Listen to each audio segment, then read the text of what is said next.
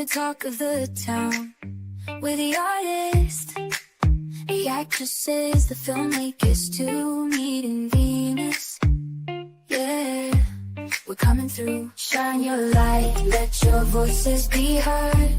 We're spreading love with every single word, from the stage to the screen. We're making our mark, me and Venus, together we embark.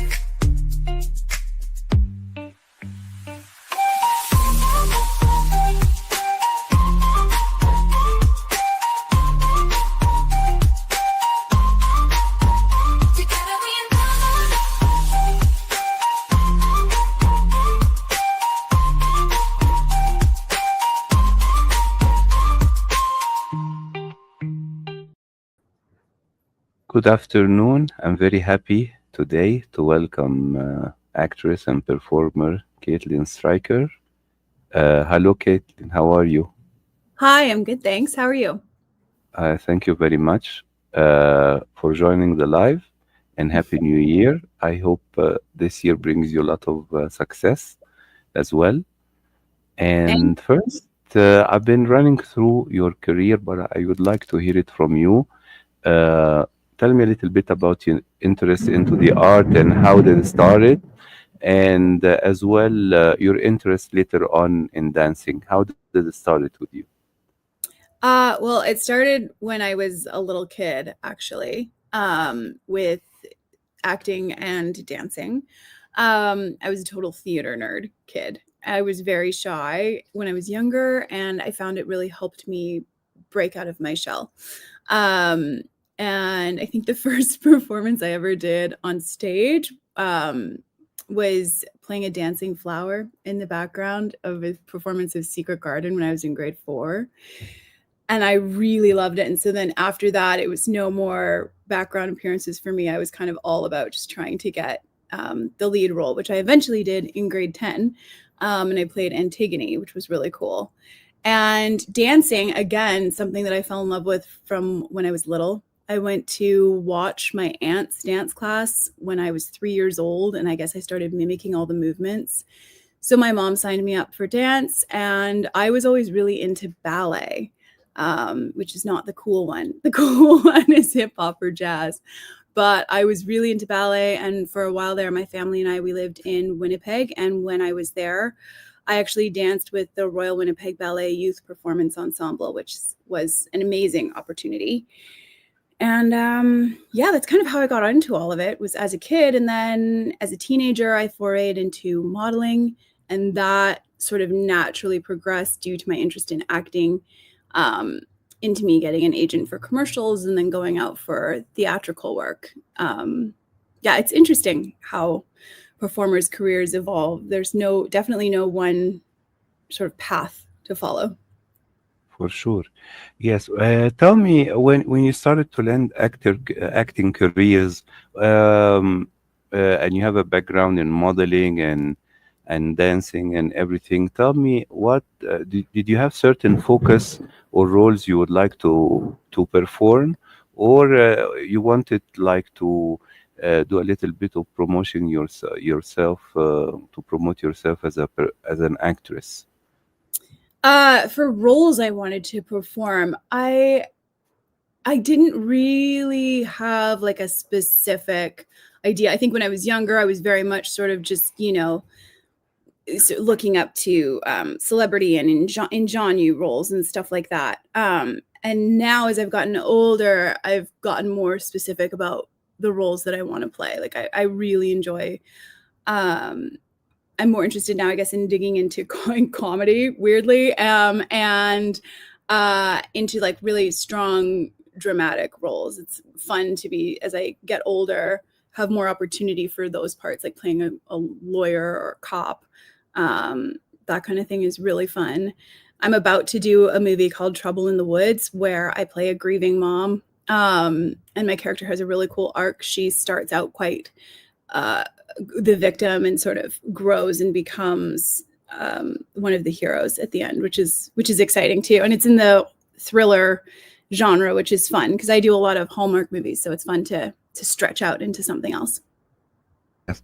Tell me, when you started to act, which role you think you felt like you made it, like it was a breakthrough through for you to convince other agencies and other filmmakers that you're on for various role, like you mentioned to me right now, you're looking to play a serious role, like a cop, like a mother, like a lawyer, you know. Which role do you think it was your breakthrough into acting? Um, it was slow and steady, actually. I don't think there was really one particular role that did it for me. I think it was like very much so slow, steady climb. Um, but jumping to my mind right away, I did a show called Continuum, where it was a sci-fi show, and so that was really fun to do. And then I actually think I kind of broke through doing a lot of Hallmark movies.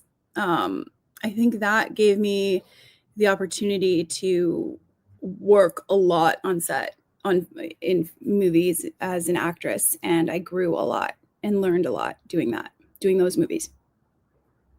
Yes, I've seen that you collaborated as well with Bradley Stryker, your husband, on several projects. Yes. So tell me, how do you start together to work on a project, and as well, what is the secret recipe for wife and husband to collaborate as well on set to be successful? Right. I guess I can start with the last question. How do you do it together as husband and wife working together? Patience. Patience and a common goal, I think keeps us harmonious when we're working together. It doesn't mean that we don't have, disagreements and difficult moments on set, but being patient with one another and knowing that we're both working towards the same goal, which is the success of the project, that helps us to work together well. And actually, it's interesting because working with Bradley and developing our own projects, I think, if I can amend my earlier answer, I think that actually would probably be the biggest breakthrough in my career, because that's when I really got to play roles that they weren't casting me for, or maybe even calling me out for. And then getting nominated, for some of those parts and stuff like that. And that, I think, changed the way people perceive me. So I'm a big advocate of performers creating their own work. It's hard, it's daunting, it's extremely challenging. I find it a little unfair when people say nowadays, oh, anybody can make a movie, everyone has an iPhone. Sure, but there's a lot more to it than that, especially if you're really making a movie. You're not shooting it on your iPhone, most likely, and it's costly and demanding, but very, very rewarding and exciting. And so Brad and I started working together because he had some ideas. He had some projects that he wanted to do to kind of break out how people saw him in the industry. And that's when we started just creating these movies that he was writing and he wanted to do. And I was like, let's do it. I'm rather impulsive that way, but I think that's a good trait. Sometimes I'm just like, okay, let's give it a whirl. Maybe we're going to succeed. Maybe we're going to fail, but let's go for it. And that's where we started making movies together. And we've done a lot now. I know we've done 3 feature films together and over a dozen short films together. Yes, speaking of short films, usually actors or filmmakers they start with short films. Maybe they can develop it as a longer feature, or Mhm. to pitch other projects, but they want to manage to fortify their craft before venturing into bigger projects. But I see you managed to do both, parallelly, or Yeah. in a tell me, because all the time, like shorts you as well for distribution and for festival are easier, you know. So tell me about doing shorts. You think it's not very concisive to do shorts and then don't do shorts anymore, focus on feature, or it depends as well on the idea, on what the message you want to present. Sometimes it's better in a short period of time rather than a feature length film. So tell me your opinion about that as well. Yeah, absolutely. I think you definitely start with short films. You wouldn't want to start with a feature because there's so much to learn about how it's going together, how you're going to work within, with the team and putting a team together. And so I think a short film is a great place to start. And even maybe just a micro short, just start with something really small and really contained and simple and move up from there. And then, yeah, if you'll do a feature film, and then sometimes you'll have an idea, for another feature you want to do. And the best way to move that forward is to do a proof of concept short. So then people can see, I think a lot of people, know this, but a lot of people don't, but then people can see what your feature idea really looks like. And you can gain some traction and get some more funding that way to create your feature film. And so I think shorts are really important. And it's, I relate it to, it's a lot like short stories, reading. Like, I'm a big reader. I got my degree in English literature. And I prefer to read a novel, but I'm always blown away by a great short story. It's actually harder because you have less time, and everything is condensed further down to tell your story. But it's they're so rewarding when they're really well done. And so I think there's great value in both. I do think at a certain point, you got to graduate from making shorts and just take the plunge and do a feature film. But you're definitely going to want to start out making short films. Yes, but right now I want to ask you about presenting film in Hallmark. Hallmark, is a very family-oriented network. Yes. Very feel-good films, family, sometimes religious, and it's a really departure from, the very graphic content right now we see on other platforms, more popular streaming platform. Do you think it's rewarding doing films like Campfire Christmas and similar roles for Hallmark? And tell me about the feedback. If you meet some of the crowd, some of the audience who are seeing your role there, do you get like positive feedback, doing this feel-good storytelling? Yeah, I love making Hallmark movies. It's really fun. It's always really fun on set. Everyone's in a good mood. I guess, I don't know, because we know what we're making, and somehow the atmosphere is light. I guess probably because the material is light as well. And it's just it's really a good time. And so I feel very fortunate that I get to do a lot of Hallmark movies. And the fans are awesome. Like, whenever I get approached by people who appreciate in particular, the Hallmark movies that I've done, it's such a lovely interaction. Like, it's just a really nice engagement. And I feel really good knowing that people really do enjoy the movies a lot, because like you said, they definitely don't have graphic content, and they're not necessarily super deep. There's not a lot to sink your teeth into as an actor, but you do get to have a lot of fun.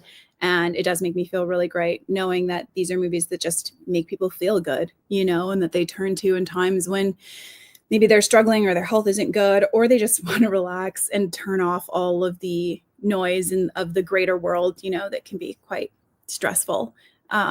So it's a really cool family to get to be a part of as a performer. Sure. And right now, I've seen that you managed to go a little bit behind the camera and into the creative process as a producer, and giving your background in English literature, So tell me, I know a lot of actors, prefer to stay in front of the camera and take direction from the producers and the director, you know, but you have additional responsibility if you are producing. So tell me a little bit about why do you enjoy production and creating as well your own content along with your husband, Bradley? Yeah, I love it. I guess because you get more of a say on really what it all looks like. You know, as an actor, you're basically a paint color that the painter is using to create their painting. And then if you are the writer or the director or the producer, or maybe all three, you really get to say what the ultimate painting is going to look like. And that's exciting. I was producing a lot of the movies that Brad and I did in the past, and I liked pulling the team together and kind of all the admin work of making a movie. And I've started writing projects now with friends, and I really love building a world and creating a story. It's actually so rewarding. And I just directed my first solo short. I've co-directed with friends, and it was exhilarating. I think as a director, you really get to kind of force your point of view on the viewer, and I like that. I was really intimidated by the idea of directing, and I've gotten to do it a few times now, and I really, really enjoy it. And I get excited by the career longevity that going, that being behind the scenes as well as in front of the camera provides. And je sais, tu parles français aussi? Oui, je peux parler un peu de français, mais pas beaucoup. Très bien. Pas beaucoup, okay. Mais you like to play a character in another language, regardless of the dubbing and AI right now? Yeah, that would actually be very exciting. It would be super exciting to do a role in French and brush up my French. You know, I've been in Paris a couple of times in the last few years, and thankfully it does come back quite well when I'm there and surrounded. And I can totally understand it still, but in everyday life, I don't use it very often. Yeah. So pretty rusty. For sure. But that would Yes. actually be an incredible experience and challenge to For do. sure. Yeah. Yes. You know, what I would like to ask you, because we are in the beginning of the new year, usually all of us, think about positive frequencies, aspiration. So, what you would like to achieve in the upcoming period on the professional level? Yeah. Professionally, I kind of have just this mantra for myself, which is just create more. So a friend of mine, we're going to start writing a feature film together, a new one. And I'm excited to complete that project, and I'd love to actually get it all the way into production and filmed by the end of the year. That'd be really cool, just as an indie. And career-wise, I would love to book. I'd love to book a series. I'd love to be on one project for a while. That'd be really nice. And I think creatively as well, just to get the opportunity to do some comedic projects and some more sort of action-oriented projects is really exciting to me. And completing this, I'm in post now on a short film that I shot at the end of the year last year. And so those are my career goals for 2025. Great. Caitlin, I want to thank you very much for this lovely live with you.